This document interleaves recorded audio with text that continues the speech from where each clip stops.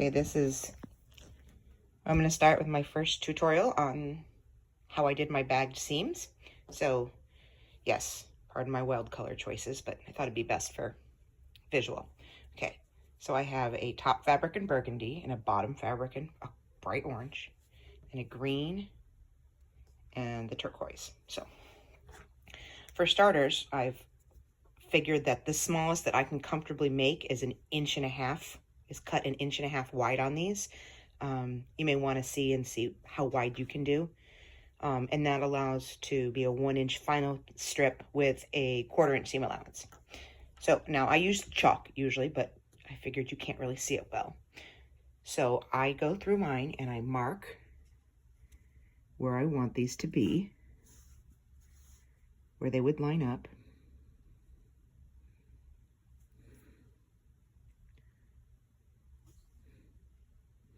And mark as many points as you think. On a curve, I do quite a few more. On a straight, usually not so many. But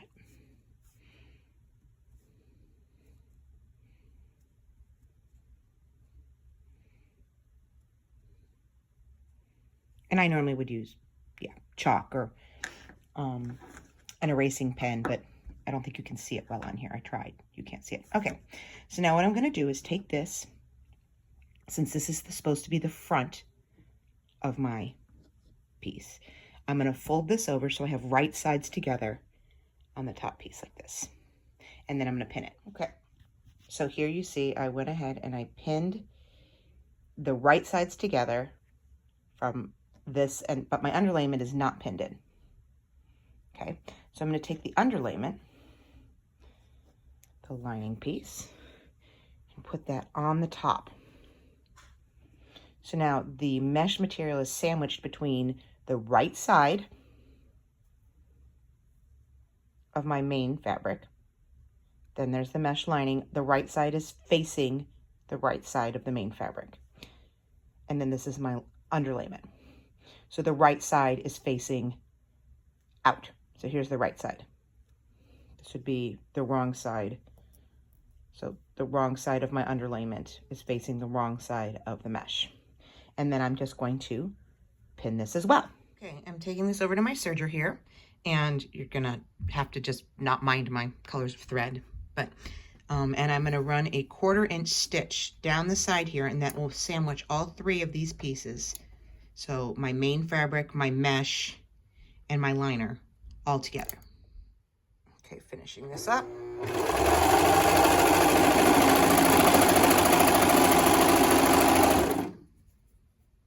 Okay, great. Now you see that I have, so here's my liner, my mesh, and the right side of my main piece. So if I were to open these,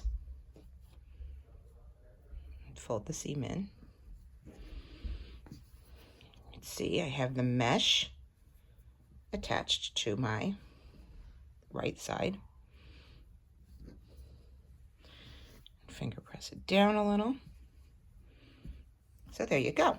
Now we'd have this bagged entirely on the inside. You wouldn't see the seam at all. So now if I want to add a second piece of mesh coming along what would be the bottom here, this is what we're going to do. Hang on. So I'm going to take this mesh piece here. Now I've got the lining. This is the correct side of the lining. There's the back side. Here's the mesh. This is the wrong side.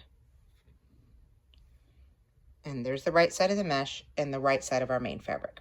So now I'm going to take this piece and I'm going to roll it up like the lining of a burrito.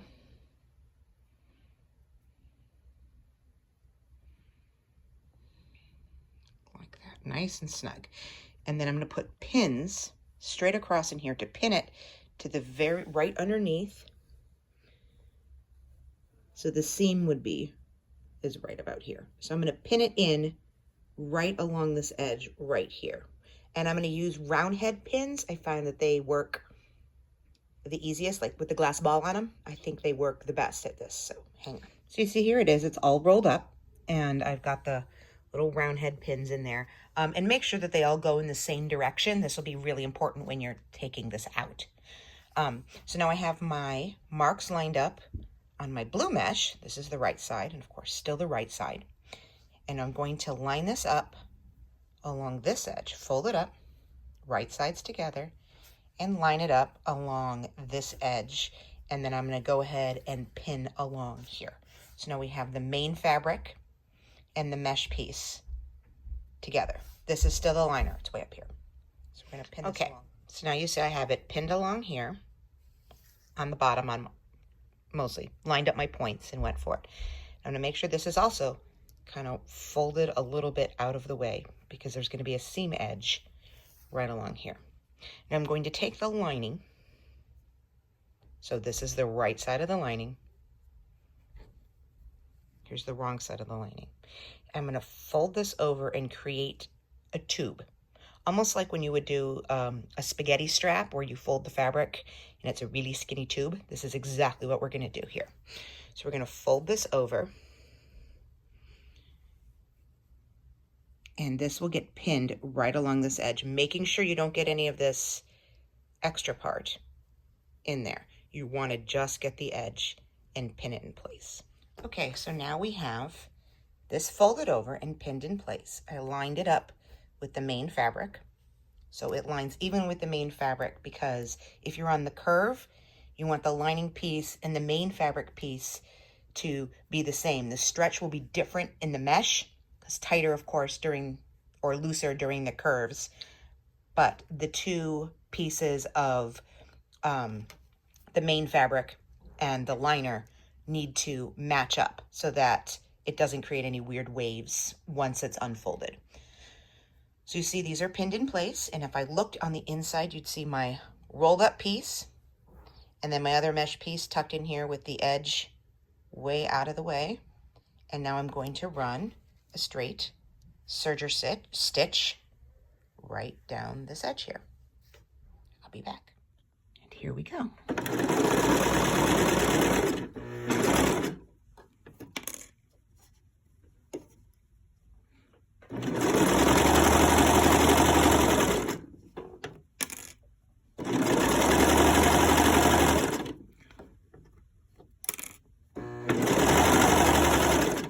I usually do this with my knife disengaged, but I didn't turn it off, and here you go.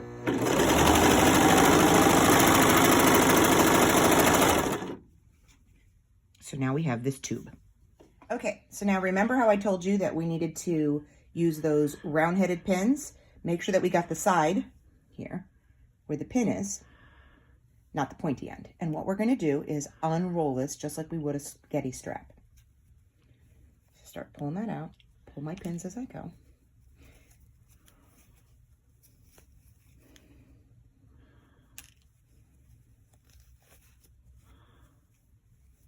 And thanks to my son who came down to help me film this part, because I clearly need two hands to do this.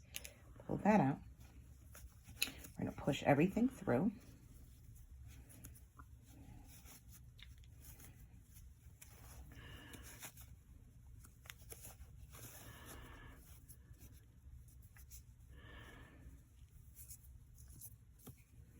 And here we go.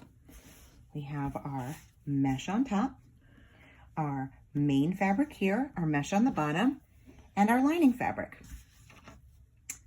Now, when you would stretch it out or sew it together down a side seam, I like to tack these ends in place, and also with the matching fabric, if there were, say, a fabric to go behind here, like that.